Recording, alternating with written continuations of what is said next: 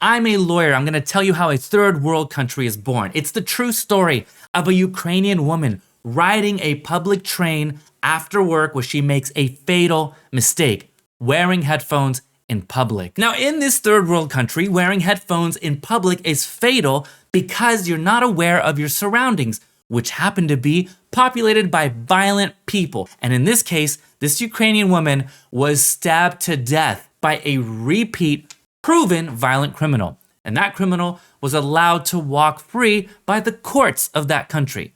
This is what it's like to live in North Korea.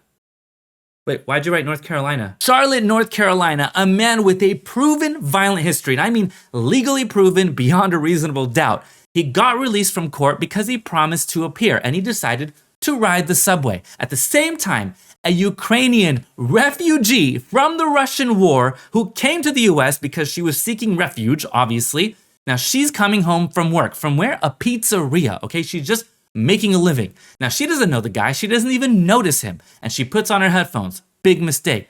For no reason other than the guy's thirst for violence, he gets up and he just slashes her. He just stabs her to death, okay? He cuts her throat multiple times and he walks away all in 30 seconds. I'm not gonna show the video because A, it's gruesome, B, I can't, and C, I hate this guy. A lot of journalists online are saying that the mainstream media won't report on this because of race, but they're totally wrong. The journalists say it's because the media doesn't want to report that he's a black guy killing a white woman. That has nothing to do with race, has nothing to do with that. I'm a lawyer. I'm gonna tell you exactly the reason the mainstream media is not reporting on this. Are you ready? It's because of this. This type of violence is the predictable outcome of overly progressive policies. Okay, I'm gonna say it again.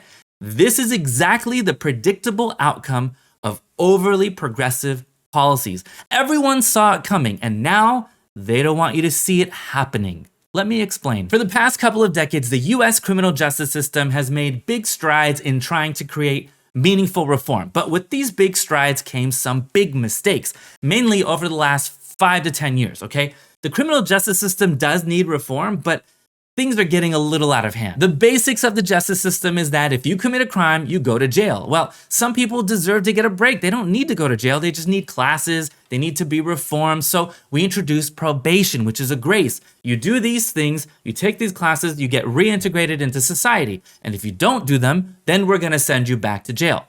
Very simple. Then some progressive prosecutors came up with the idea called diversion. Instead of forcing the defendant to be convicted to do their probation, what if we just gave them, in special cases, the classes and all the things they have to do up front? And if they do them, then we just dismiss the case. Is that fair? Well, in some cases, you don't want the person to have a criminal record because it can ruin their lives. Imagine a 19-year-old idiot, okay? And he's in college, it's 4th of July, he lights a firework, it shoots into the neighbor's yard and causes $800 of damage, okay? That's a crime. That's totally a crime. But do we really want that 19-year-old kid to get a criminal conviction, be dropped out of school, not get a real job, and never integrate into society? It doesn't really help anyone. So diversion fits in some examples. And then we expanded that over the years. For example, veterans get diversion in certain circumstances, and it's a really great program. But then these policies started getting tweaked a little bit and a little bit more, and then a little bit too much.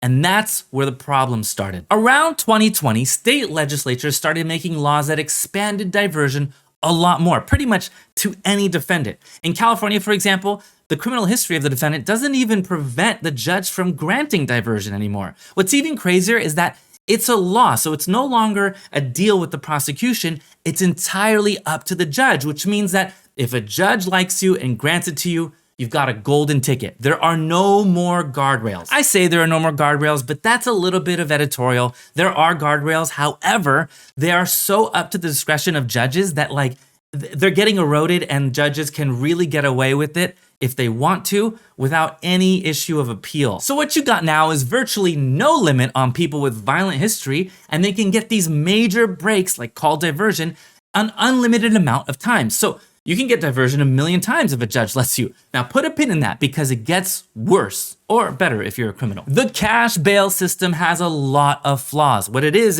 if you're in jail awaiting for your trial, you can post money as collateral and we know you'll come back to court so you can get your money back. But what happens in real life? Well, Rich people post bail and get out of jail while they're waiting for their trial, even if they committed major crimes.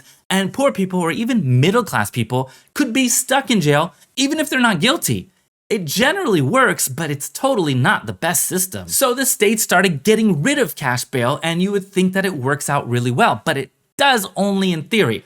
Judges started releasing people for a different standard. In California, for example, the law requires that the judge has to impose the least restrictive means of ensuring the defendant comes back to court. The least restrictive. In other words, the law requires the judge to have to release the person from jail unless jail is proven to be the least restrictive method of making sure they come back to court. That's like almost never gonna happen. And you've got one last piece of the trifecta that's making these random acts of violence on a train so predictable.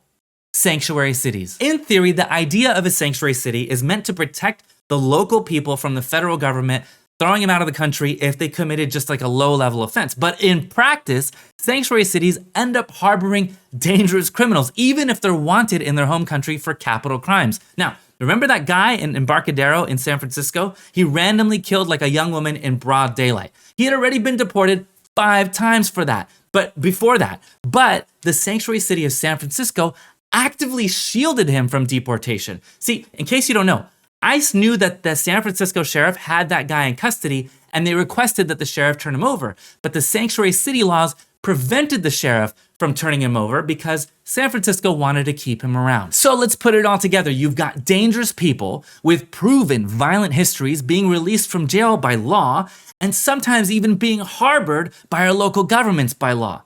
So, is it predictable that dangerous people would do dangerous things unprovoked? Well, yeah, that's like the nature of some of these people, all right? So, what do you think? Why do you think the mainstream media is trying to hide it from you? Because they want you to keep voting for the people who made these laws, okay? Now, you should keep voting for them because it doesn't affect you. Plus, they sound really good on paper, don't they? Make sure you subscribe.